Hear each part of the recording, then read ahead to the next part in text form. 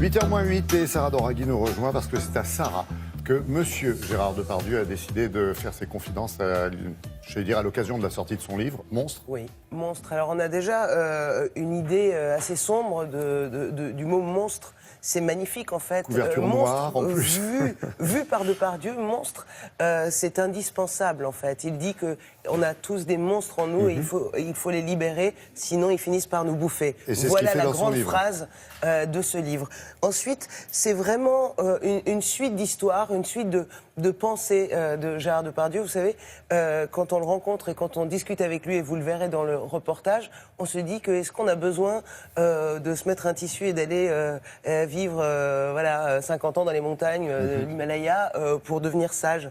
Il n'a pas besoin de tissu. C'est devenu un homme sage parce que je pense qu'il a traversé la vie de bout en bout, à avoir aidé sa mère à accoucher de ses frères et sœurs jusqu'à perdre un enfant. Il a vécu les excès, les minimums, les maximums. Il a eu rien, il a eu beaucoup. Il a tout traversé et du coup, ça lui donne cette espèce de lucidité sur la vie.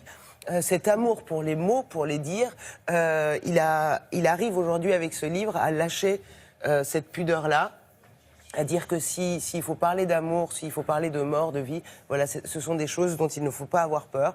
Il faut vivre à fond, c'est un livre d'espoir. Voilà. Si vous avez senti un moment de déconnexion entre vous et votre vie, entre vous et l'espoir, lisez ce livre, ça vous réconcilie avec tout. Je vous propose de découvrir avec moi les mots de Gérard Depardieu par lui-même.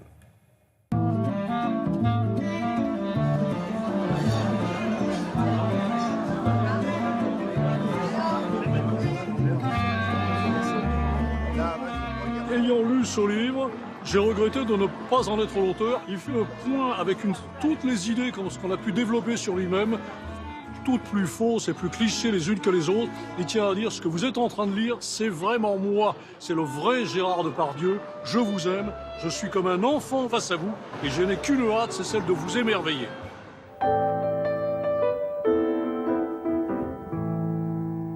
Je pense que si nous ne sommes pas monstrueux, eh ben on n'est pas tout à fait humain.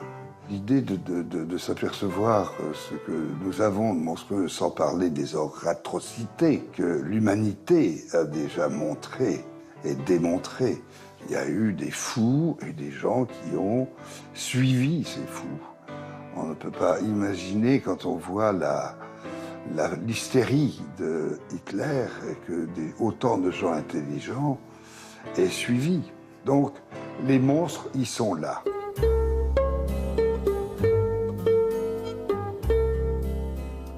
Ce qui donne envie de vivre, c'est la vie, c'est ce que je vois tous les jours. Bien sûr, si on fréquente les cons, non, les cons, faut les éviter. Puis il y a un moment, vous savez, il y a on dégueule la connerie. C'est un peu comme un empoisonnement. Et moi, quand la société française m'empoisonne, ben, je m'en vais ailleurs, dans une langue que je ne comprends pas. Et là, tout à coup, les mots deviennent des chansons, des poésies, c'est très bien.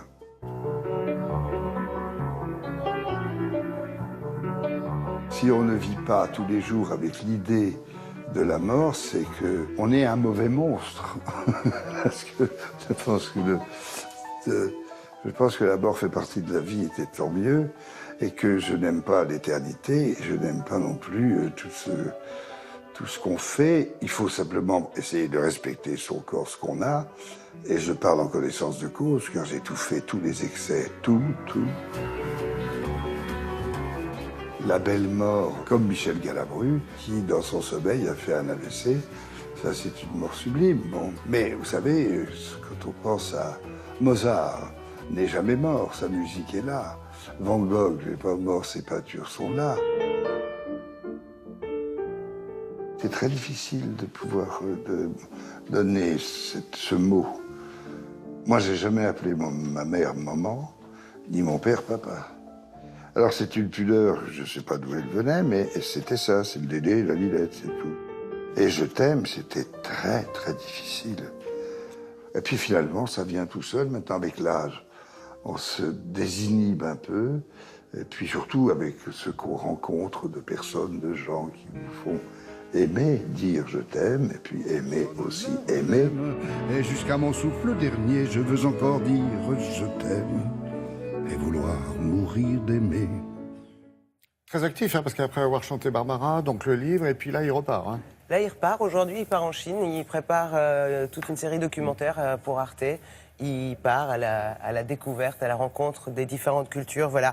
Je termine avec ces mots-là sur la vie, puisque il me reste quelques secondes. Chaque jour, chaque heure, chaque instant, il faut vivre ce que nous avons à vivre et ne pas nous laisser vivre. Voilà.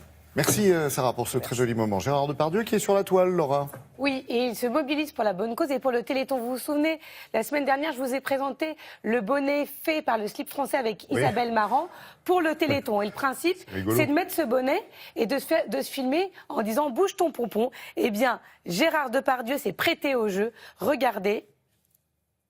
Oui, bouge ton pompon pour le Téléthon, à savoir où ça ira. Enfin, en tout cas, faites ce qu'il faut pour.